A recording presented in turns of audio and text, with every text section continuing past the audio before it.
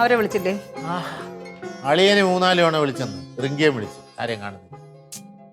അളിയോ വന്നു എത്തി. റിങ്കി എവിടെ? ഞാൻ അവളെ വിളിച്ചായിരുന്നു, അളിയ ഇതുവരെ കാണുന്നില്ല. റിങ്കി മോളെ വന്നേ.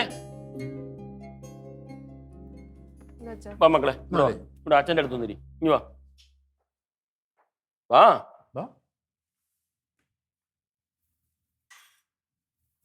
മാമോ എവിടെ പോയി കിടക്കുന്ന?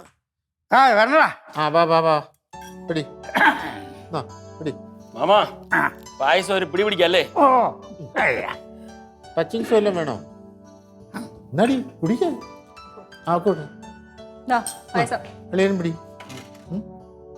നിനക്കെന്താ വേണം? മണിക്കൂട്ടാ, സത്യത്തിൽ ഇതൊരു സർപ്രൈസ് ആയിട്ട് വെക്കണമെന്ന് വിചാരിച്ചു. പക്ഷെ ഇപ്പൊ എല്ലാരും അറിഞ്ഞു. ഇതിപ്പോ എല്ലാരും അറിഞ്ഞല്ലോ. മാമാ 26 വർഷമായി ഇന്ന് ഞാൻ ജോലി കയറി. അതൊരു വലിയ കാര്യമൊന്നുമല്ല. അതൊരു വലിയ കാര്യം തന്നെ അളിയ, വലിയ കാര്യം തന്നെ. അതിനകത്തൊരു സംശയമില്ല. മണിക്കുട്ട, ഇവന്റെ കുടുംബം ഒക്കെ ദാരിദ്ര്യത്തിന്റെ അങ്ങ് അറ്റമായിരുന്നു. വീട് വരെ ജപ്തി നോട്ടീസ് എത്തി. ആ സമയത്താണ് ദൈവമായിട്ട് ഇവനൊരു ജോലി കിട്ടിയത്. നോക്ക്, അതെങ്ങനറിയാം, അന്ന് മണ്ണെണ്ണയ്ക്ക് 2 രൂപയായിരുന്നു. അതുപോലും വായിക്കാൻ നിവൃത്തിയില്ലാതെ തൂട്ടുവട്ടത്തിലിരുന്നാണ് ഇവൻ പഠിച്ച് പാസ്സായി പരീക്ഷ. ആലോചിച്ച് നോക്ക്. അതൊക്കെ ഒരു കഥ. എന്തോന്ന് അല്ല, അത് കഥ കേൾക്കട്ടളിയാ. എന്തോന്ന് കഥ? ദാരിദ്ര്യത്തിൽ നിന്ന് പഠിച്ചു, അത്രേ ഉള്ളൂ മണിക്കൂട്ട. അല്ല, അതിനകത്തൊക്കെ ചില അർത്ഥങ്ങളൊക്കെ ഉണ്ടല്ലേ. അങ്ങനെ പഠിച്ച വന്നവരാ വലിയവരായവരോ. ഓർക്കുമ്പോ രസമാണ്. അന്നേ ഈ സ്കൂളിലോട്ട് 3-4 കിലോമീറ്റർ നടന്നു വേണം പോകാൻ. നമുക്കാണെങ്കിൽ വള്ളി ചെരുപ്പാണുള്ളത്. ഈ ചെരുപ്പ് തേഞ്ഞിട്ട് ഓട്ട വീഴും. അപ്പൊ ഞങ്ങൾ എന്ത് ചെയ്തിരുന്നു, ഇതിന്റെ അടിയിൽ പാള വെച്ച് ഒട്ടി എന്നിട്ട് നടക്കും. ടെക്നോളജി വേറെ ഇല്ലല്ലോ. ഓയ്യോ, അതുപോലെ തന്നെ സ്കൂളിൽ നിന്ന് കഞ്ഞി തരൂല്ലേ, കഞ്ഞി വെള്ളം ഞാൻ മൊത്തം കുടിക്കും. എന്നിട്ട് ആ വറ്റ് വീട്ടിൽ കൊണ്ടുപോകും. പട്ടിണിയല്ലേ, ഒന്നും പറയണ്ട. മണിക്കൊണ്ടറിയാമോ, ഒരു ജോഡി ഡ്രസ്സ് ഞാൻ 2-3 വർഷം 2-3 ക്ലാസ്സിൽ ഉപയോഗിച്ചു. 2 വർഷം ഉപയോഗിച്ചു. എന്തോന്ന് പറയാൻ. പിന്നെ ഇല്ലായ്മയുടെ ഒരു കോംപ്ലക്സ് നമുക്കുണ്ട്. എൻ്റെ ക്ലാസ്സിലാണെങ്കിൽ വലിയ പണക്കാരൻ വീട്ടിലെ പിള്ളേരൊക്കെ ഉണ്ട്. അവരെ കാണുമ്പം സത്യത്തിൽ സങ്കടം വരും. സങ്കടപ്പെട്ടിട്ട് എന്ത് കാര്യം? കഞ്ഞി കുടിച്ചിട്ട് വേണ്ട കാര്യം. ആ കഞ്ഞിയാണെങ്കിലോ നമുക്ക് തികയോ? 1-2 തവിയെ തരുവുള്ളൂ. പിന്നെ കിട്ടും. നമ്മൾ വിളമ്പാൻ നിൽക്കണം. നമ്മൾ വിളമ്പാൻ നിൽക്കുകയാണെങ്കിൽ നമുക്ക് കഞ്ഞി വയറ് നിറച്ച് കുടിച്ചതിന് ശേഷം പാത്രത്തിൽ ബാക്കി വീട്ടിൽ കൊണ്ടുപോകാം. അതുകൊണ്ട് ഞാൻ എപ്പോഴും വിളമ്പാൻ. അതിന് തന്നെ അവിടെ തിക്കും തിരക്കൊക്കെയാണ്. പിന്നെ ഈ കഞ്ഞി കുടിച്ചിട്ട് പിള്ളേരെല്ലാം കൂടെ അവിടെ ഗ്രൗണ്ടിൽ പോയി അങ്ങനെ കളിക്കും. നമ്മുടെ സ്കൂളിന് അടുത്തായിട്ട് ഒരു പെട്ടിക്കടയുണ്ട്. അവിടെ ഈ സിപ്പപ്പ് കിട്ടും. 25 പൈസയേ ഉള്ളൂ. ഈ സിപ്പപ്പ് വാങ്ങിച്ചെല്ലാവരും ഇങ്ങനെ കുടിക്കുവേ.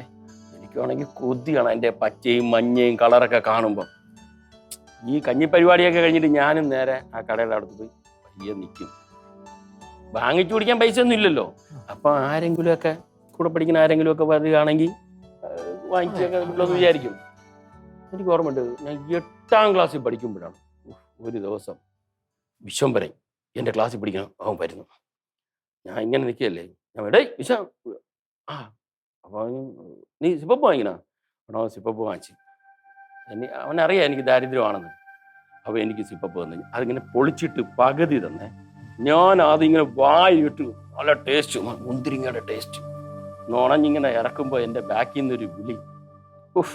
ഓർക്കണ്, രവിയണ്ണാന്നൊരു വിളി. ആര്? ചിന്നു. ചിന്നു ആണെങ്കിൽ 2ാം ക്ലാസ്സിലാണ് പഠിക്കണേ. ഇവള് വിളിച്ചെന്തിനെന്ന് പറഞ്ഞാൽ ഇവൾക്ക് സിപ്പപ്പ് വേണം. പക്ഷെ എൻ്റെ പൈസ ഉണ്ടാ മണിക്കുട്ട. ഞാനാണെങ്കിൽ ഇത് വാരി വിട്ടുപോയി. എന്ത് ചെയ്യും? ഞാൻ അവളുടെ അണ്ണനല്ലേ, വാങ്ങിച്ചു കൊടുക്കാൻ പൈസ ഉണ്ടോ?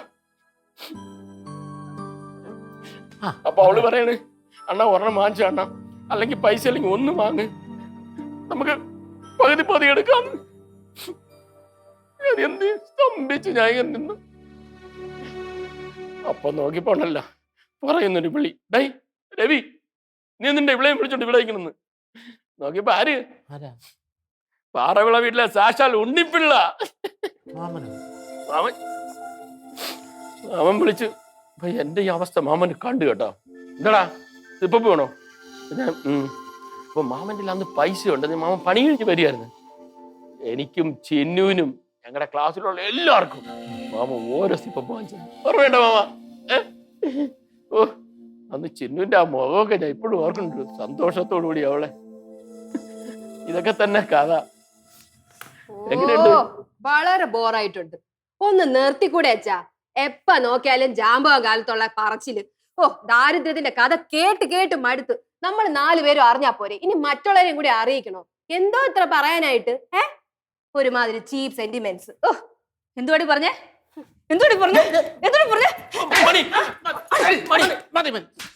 കൊല്ലു ഞാൻ നിന്നെ. നീയൊക്കെ എന്തെങ്കിലും പട്ടിണി എടുത്തിട്ടുണ്ടോ? ചീപ്പ് സെന്റിമെന്റ്സ് അല്ലേ അങ്ങേര് പറഞ്ഞതൊക്കെ? എടി, ആ ചീപ്പ് സെന്റിമെന്റ്സ് ഉണ്ടായ ശക്തിയില്ല നീ ഇന്നതൊക്കെ പറയാനുള്ള ആളായത്. എന്തെങ്കിലും നീ പട്ടിണി കിടന്നിട്ടുണ്ടോ? പട്ടിണി അറിഞ്ഞിട്ടുണ്ടോ? വിശ പറഞ്ഞിട്ടുണ്ടോ നീ?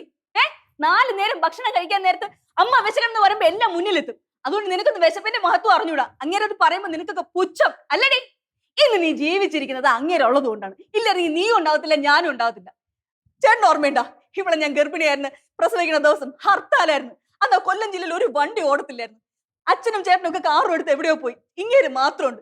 അവസാനം എനിക്ക് പെയിൻ വന്ന് ബ്ലീഡിങ് തുടങ്ങിയപ്പോ എത്ര കിലോമീറ്റർ നടന്നു പോയി ഒരു വണ്ടി ഒപ്പിച്ചോണ്ട് വന്ന് സമയത്ത് എത്തിച്ചതുകൊണ്ട് ഇന്ന് ഞാനും ഉണ്ട്, ഇവളുണ്ട് ഇതൊക്കെ പറയാനായിട്ട്. എടി, എത്ര ചെരുപ്പുണ്ട് നിനക്ക്? 50 ചെരുപ്പെങ്കിലും കാണും ഇല്ലേ? ഇനിയും ചെരുപ്പ് വാങ്ങിക്കുമ്പോ അങ്ങേര് വാങ്ങിച്ചേരും. പക്ഷെ അങ്ങേരെ ചെരുപ്പിലോട്ട് നീ എന്തെങ്കിലും നോക്കിയിട്ടുണ്ടോ? എത്ര കുത്തി തുന്നലാണുള്ളതെന്ന് ഇല്ലേ? നിനക്കൊക്കെ ഭക്ഷണം വാങ്ങിച്ചോണ്ട് വരും തോന്നുമ്പോ ഓരോന്ന് പറയുമ്പോഴേ.